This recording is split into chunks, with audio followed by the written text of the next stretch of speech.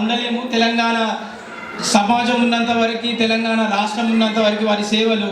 కాకపోతే 2012లో మనం ఒకదానికి శ్రీకారం చుట్టినం, ఏంటంటే జయశంకర్ గారి పురస్కారం అని చెప్పి.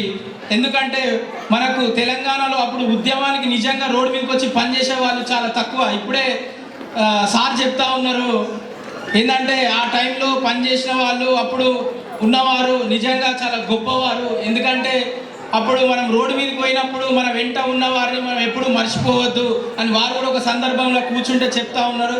నిజంగా సార్ మేము ఎప్పుడు మర్చిపోలేదు. అలాగే ప్రతిభ ఉన్నవారు సేవ చేసిన ప్రతి ఒక్కరిని కూడా మేము సత్కరించుకున్నాము. అది ప్రొఫెసర్ జయశంకర్ గారి పేరు మీద.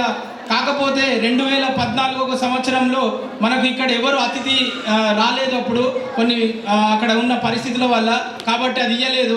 ఈ సంవత్సరం ఆ పురస్కారాలు మీ చేతి మీదకి వెళ్ళి అందించాలని చెప్పి అనుకుంటా ఉన్నాము.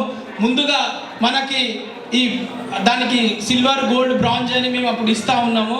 కాకపోతే ఏదో తేడా ఉంటుంది అంతే తప్ప ప్రతి ఒక్కరి సేవకు గుర్తింపు ఉన్నది.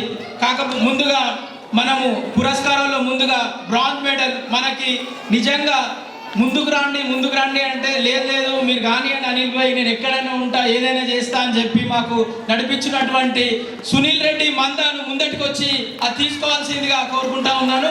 ఒక్కసారి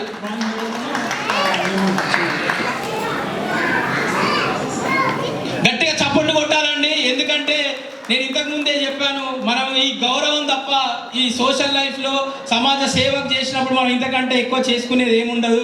కాబట్టి గట్టిగా చప్పట్లు కొట్టండి ప్లీజ్.